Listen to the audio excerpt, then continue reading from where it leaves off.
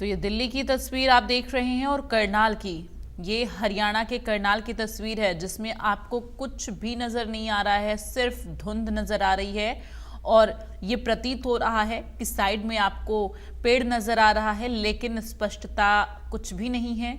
दिल्ली की तस्वीर भी ठीक इसी तरह है, स्पष्टता कुछ नहीं है, लेकिन दिल्ली से ज्यादा दयनीय तस्वीर करनाल की नजर आ रही है। तो इस वक्त दिल्ली पूरी तरह से गैस चैम्बर में तब्दील हो चुका और ठीक उसी तरह से करनाल में भी स्थिति बनी हुई है। तो सवाल ये कि आखिर कब तक इन सभी जिलों में जो वायु की गुणवत्ता है वो सांस लेने लायक हो पाएगी, ये एक बड़ा सवाल बना हुआ है। चूंकि इस वक्त लोग जिस हवा में सांस लेते थे, जिस खुली हवा में सांस लेते थे, अब वहां पर वो सांस नहीं ले पा रहे, क्योंकि अब उनका दम घुटने लगा है। गैस चैम्बर में तब्दील हो चुका है दिल्ली और हरियाणा के कई जिले। तो एयर क्वालिटी इंडेक्स बेहद निम्न श्रेणी में है दिल्ली के तमाम इलाकों में, और कई इलाकों में एयर क्वालिटी इंडेक्स 400 के पार है तो कहीं पर 700 के करीब। जैसा कि आनंद विहार का जो आंकड़ा है एयर क्वालिटी इंडेक्स का 675, ये बेहद दयनीय स्थिति है। तो दिल्ली के तमाम इलाकों में एयर क्वालिटी इंडेक्स बेहद निम्न श्रेणी में दर्ज किया जा रहा है।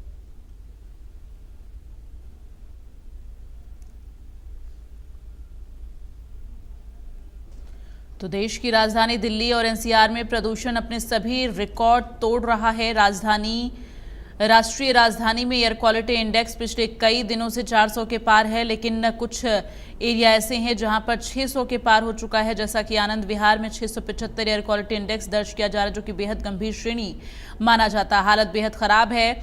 राजधानी में सांसों का संकट मंडराने लगा है। ऐसे में सरकार ने ग्रैब 3 भी लागू कर दिया है, लेकिन इसके बावजूद भी कोई असर देखने को नहीं मिल रहा है। सुबह सुबह से पूरी धुंध की चादर लिपटी हुई नजर आती है।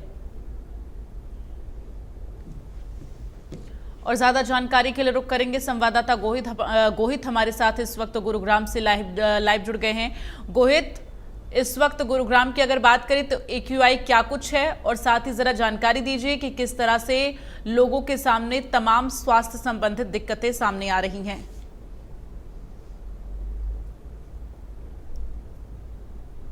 गोहित, अनम्यूट करिए, आपकी आवाज नहीं आ रही है।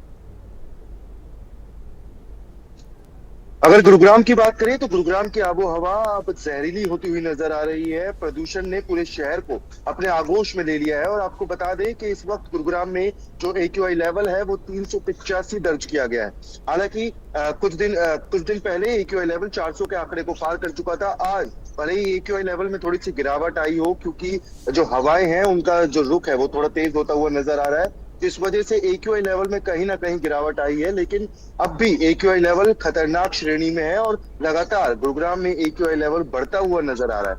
इस बढ़ते हुए AQI लेवल की रोकथाम के लिए प्रशासन ने ग्रैब 3 भले ही लागू कर दिया हो, पर कहीं ना कहीं प्रशासन इन नियमों का पालन करवाने में फेल होता हुआ नजर आ रहा है। बात करें कंस्ट्रक्शन की, डेमोलिशन की, तो गुड़गांव में अभी कंस्ट्रक्शन जो है वो धड़ल्ले से कहीं ना कहीं कई इलाकों में चलती हुई नजर आ रही है। बात करें BS3 BS4 व्हीकल्स की, तो उन पर भी पूरी तरीके से प्रतिबंध नहीं लगाया गया है। खनन भी कहीं ना कहीं होता हुआ नजर आ रहा है। और लोगों के लिए भी निर्देश जारी किए गए हैं, क्योंकि जो ये प्रदूषण है जिसका स्तर लगातार बढ़ता जा रहा है वो लोगों के स्वास्थ्य पर सीधी तरीके से असर कर रहा है। लोगों को सांस लेने में दिक्कतों का सामना करना पड़ रहा है, आंखों में जलन हो रही है, कई लोगों को खांसी और जुकाम की भी शिकायत अब देखने को मिल गई है। तो लगातार जो प्रदूषण का स्तर है वो बढ़ता हुआ नजर आ रहा है। सिविल हॉस्पिटल में लगातार जो पेशेंट्स की संख्या है वो भी बढ़ती हुई नजर आ रही है। गुरुग्राम में इस वक्त प्रदूषण के कारण हालात बद से बदतर होते हुए नजर आ रहे हैं।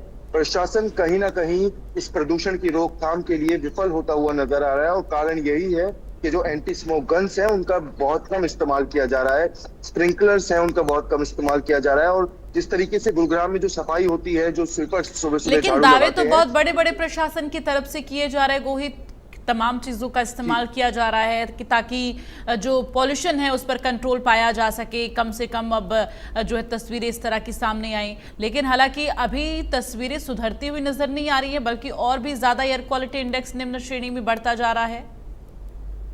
जी बिल्कुल, प्रशासन के दावों की बात करें तो दावे तो प्रशासन बड़े बड़े करता है, लेकिन काम कहीं ना कहीं जीरो होता हुआ नजर आता है। और इसका मुख्य कारण यही है कि जो मैनेजमेंट है वो कहीं ना कहीं फेल होती हुई नजर आती है। अब बात करें अगर जो मशीन्स हैं, स्वीपिंग मशीन्स हैं, तो उनका इस्तेमाल भी बहुत कम किया जा रहा है। अगर अभी कुछ दिन पहले जटायु मशीन प्रशासन और सरकार द्वारा लाई गई थी। जटायु मशीन का तो मुख्य उद्देश्य यही था कि वो कूड़े को वैक्यूम क्लीनर की तरह खींच लेती थी, जिसकी वजह से जो धूल उड़ती थी, जो डस्ट पार्टिकल्स उड़ते थे, वो कहीं ना कहीं हवा में नहीं जमते थे। लेकिन अब करीबन कई कई महीने हो गए हैं जब से वो जो जटायु मशीन है वो भी वहीं एमसीजी ऑफिस में खड़ी हुई नजर आ रही है। तो ये साफ तौर से दर्शाता है कि प्रशासन कहीं ना कहीं उन चीजों का इस्तेमाल करता हुआ नजर नहीं आ रहा, वो सिर्फ पैसे का व्यर्थ करता हुआ नजर आ रहा है। क्योंकि जो स्वीपर्स हैं अभी वो झाड़ू मारते हैं और उससे डस्ट हवा में उड़ता है, जो PM 2.5 के कणों में जाकर एक लेयर बन जाती है और जमा हो जाता है। तो वो कहीं ना कहीं लोगों के स्वास्थ्य को पूरी तरीके से असर करता है। और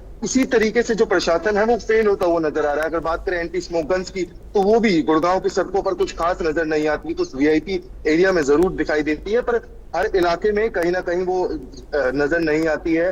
बात करें जिस तरीके से पेड़ों पर जो धूल की परत जमा हो गई है, पत्तों पर धूल की परत जमा हो गई है, ये वही पेड़ है जो हमें इस प्रदूषण से बचा सकते हैं, लेकिन इनके ऊपर भी स्प्रिंकलर्स का इस्तेमाल नहीं करा जा रहा है। वो जो परत है धूल की, उसको हटाने में कहीं ना कहीं प्रशासन फेल होता हुआ नजर आ रहा है। तो ये साफ तौर से दर्शाता है कि इस वक्त अगर प्रशासन और लोग अलर्ट नहीं हुए तो ये प्रदूषण एक दिन हमारी जान की आफत बन सकता है। चलिए, तमाम जानकारी के लिए गोहित बहुत बहुत धन्यवाद आपका। तो लगातार गुरुग्राम में जो स्थिति है वो बेहद खराब श्रेणी में है, चूंकि इस वक्त वायु की गुणवत्ता शुद्ध नहीं है, वायु की गुणवत्ता बेहद निम्न श्रेणी में है, जिसकी वजह से लोगों को तमाम तरह की दिक्कतों का सामना करना पड़ रहा है। मरीजों की संख्या अब OPD में बढ़ने लगी है। डॉक्टर्स भी लगातार लोगों को सजेस्ट कर रहे हैं कि अगर आप घर से बहुत ज़्यादा ज़रूरी हो तो ही बाहर निकलें, अभी आप बाहर एक्सरसाइज बिल्कुल भी ना करें। और इसके साथ ही अगर आप मॉर्निंग वॉक के लिए जा रहे हैं, आप रनिंग कर रहे हैं, तो अभी आप कुछ दिन ऐसा कुछ भी मत करिए, क्योंकि ये सब आपके स्वास्थ्य के लिए हानिकारक होगा। अगर आप स्वास्थ्य को जो है स्वस्थ रखने के लिए जा रहे हैं, बाहर मॉर्निंग वॉक कर रहे हैं, रनिंग कर रहे हैं, तो आप मत करिए, क्योंकि ये आपके स्वास्थ्य के लिए फ़ायदेमंद अभी नहीं होगा। इस वक्त सुबह सवेरे ज़्यादा ही दिक्कतें लोगों को महसूस होती हैं, क्योंकि सुबह सवेरे जब तस्वीरें सामने आती हैं तो धुंध की एक मोटी परत देखने को मिलती है, और इसके साथ ही तमाम तरह की दिक्कतों का सामना लोगों को करना पड़ता है। जैसे जैसे दिन चढ़ते जाता है धूप थोड़ी निकलती है, हालांकि धूप अब उस तरह की धूप नहीं देखने को मिल रही है, पूरी तरह से धुंधली हुई धूप जो है वो नज़र आती है। तो एयर क्वालिटी इंडेक्स लेवल लगातार निम्न श्रेणी में दर्ज किया जा रहा है। प्रशासन की तरफ से दावे तो किए जा रहे हैं कि तमाम जो है कदम उठाए जा रहे हैं ताकि अब पॉल्यूशन को कम किया जा सके, लेकिन वो जो कोशिश है प्रशासन की वो नाकाम साबित होती हुई नज़र आ रही है। तो सवाल यही कि आखिर इस तरह से दिल्ली गैस चैम्बर में जो तब्दील हुआ है, हरियाणा के जो तमाम ज़िले हैं जो इस वक्त भारी पॉल्यूशन की चपेट में हैं, इनसे कैसे निजात लोगों को मिलेगा। यमुनानगर से देवीदास शारदा इस वक्त हमारे साथ लाइव जुड़ गए हैं, उनका रुख करेंगे। देवीदास शारदा, इस वक्त जानकारी दीजिए, यमुनानगर में पॉल्यूशन को लेकर क्या कुछ स्थिति है?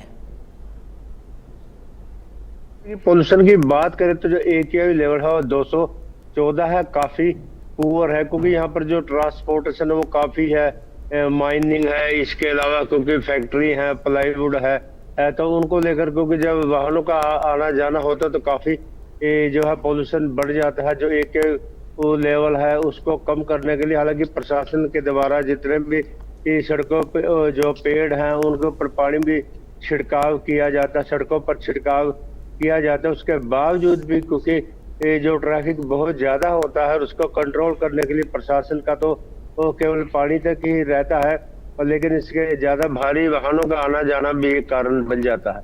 जी बिल्कुल। और इसके साथ ही अगर हम बात करें तो यमुनानगर में प्रशासन के द्वारा क्या कुछ कोशिश, क्या कुछ पहल की जा रही है ताकि लोगों को पॉल्यूशन से निजात मिल सके, राहत महसूस हो सके?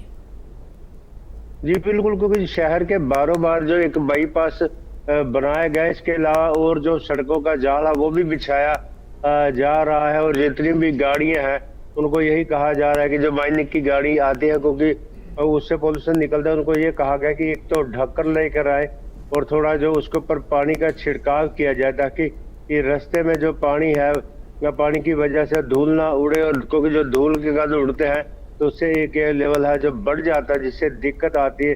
तो उसके ऊपर भी प्रशासन ने सख्ती बरती हुई है। जी बिल्कुल। और इसके साथ ही जरा ये भी जानकारी दें, यमुनानगर में इससे स्वास्थ्य संबंधित दिक्कतें ज्यादा लोगों को महसूस हो रही हैं क्या? हाँ जी बिल्कुल, जैसे ही एक लेवल बढ़ता है, धुंध बढ़ती है, तो उसमें स्वास्थ्य से दिक्कत आ जाती है, जिसमें जैसे बड़े बुजुर्ग लोग हैं या जो लोग सुबह सुबह सैर करने जाते हैं, धुंध होती है तो डॉक्टर भी सलाह देते हैं, क्योंकि जाते तो वो सैर करने के लिए है लेकिन अपने साथ बीमारी लेकर आ जाते हैं।